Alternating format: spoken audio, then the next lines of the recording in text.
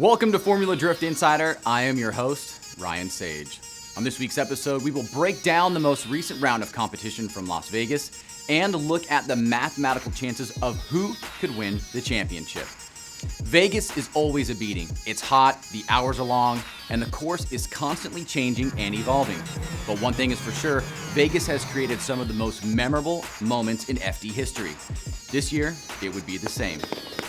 But before we get into the highlights, we wanted to first showcase one driver, Odi Bachis. Odi had a chassis-destroying crash on Thursday night open practice. It was a scary moment for everyone and a very emotional one for Odi, who can be seen right here, caught up in the moment of the wreck. Not to be detoured, Odi got on the phone and was able to scramble a backup car from a Pro-Am competitor and set into competition the next day. What other motorsport can you have a vehicle-destroying crash and still be in the competition? I think this is one of the truly amazing things about Formula Drift. Now for the event. Going into Vegas, we mathematically had 6 drivers that could win the championship, but after Vegas, it expanded to 7, but at the same time contracted the likely winners to 3. Our first significant bout would be between Tyler McQuarrie and Justin Pollock. JTP was knocked out of the top 32 in Seattle and needed to perform well in Vegas to stay in contention. Well, against McQuarrie, JTP seemed to be doing just that, as he had a great lead run against Tyler. As JTP was giving chase, Tyler went wide around clip 3 and then tried to come back online. JTP got too close and made contact with Tyler, causing both drivers to lose drift. At first, it looked like Tyler stalled, but after a close review, JTP did indeed hit Tyler, and the judges gave him the win.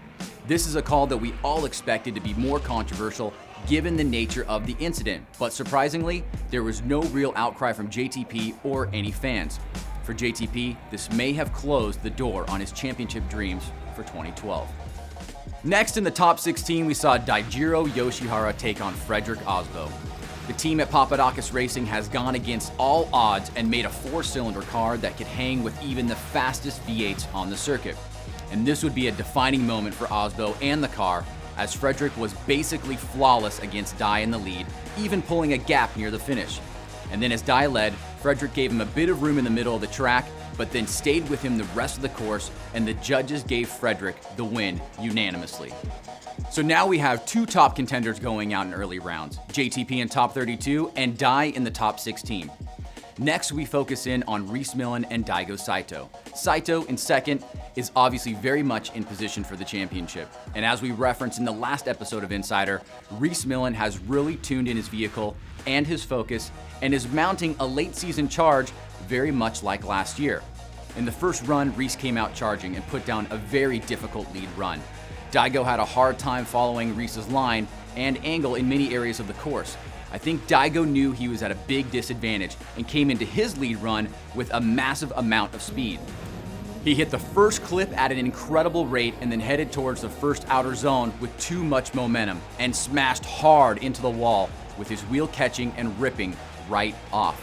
This would be the event ender for Daigo, and even though he made it to the Great 8, this played perfectly into Vaughn Gittin Jr.'s hope for a championship.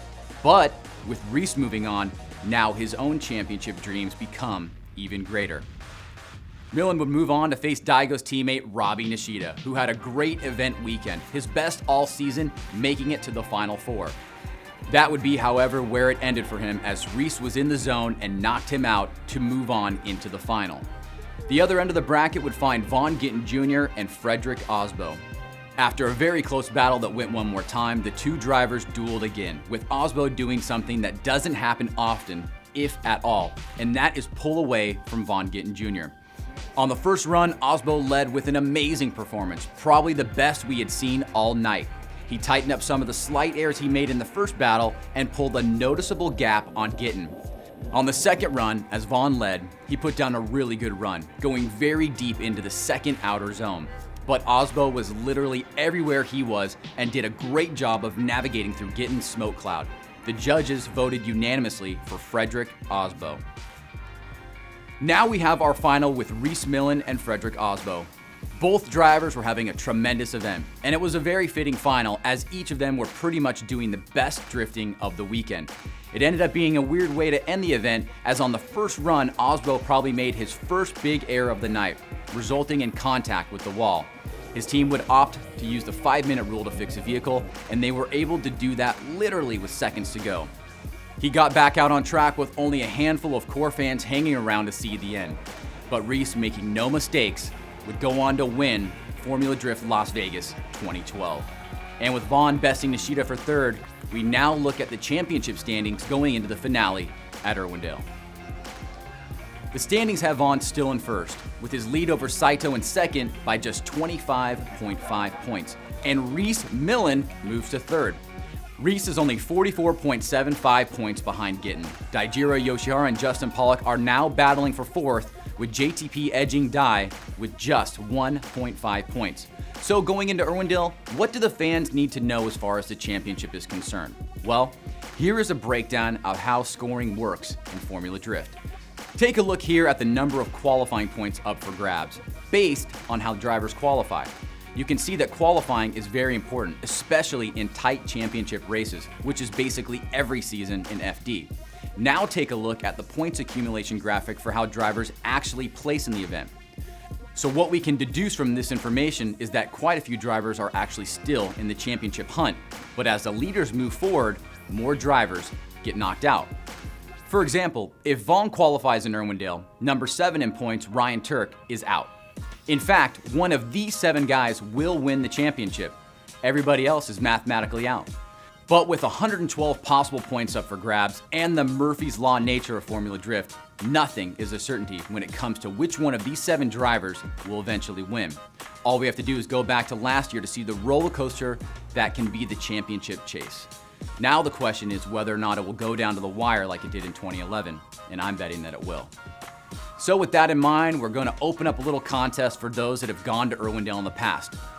Post a photo on Twitter or Instagram of one of your experiences from any year of FD Irwindale and hashtag FDIRW, and then send it to any one of our accounts at Formula D. The best picture from now until the next episode will receive 2 Startline VIP tickets and one of these, an FD Destroyer collab t-shirt. Isn't that nice? Okay. All right, well, that is the show for this week. For a look at what's next, we turn you over to professional hot chick and Nexen tire model, Taylor Monet. Thanks, Ryan. On the next episode of Formula Drift Insider, we'll have an exclusive interview with the series leader Vaughn Gittin Jr., as well as a rookie profile of Nick D'Alessio. As always, you can follow us on Instagram and Twitter, or like us on Facebook. You can also like me on Facebook and follow me on Instagram and Twitter. Until next time.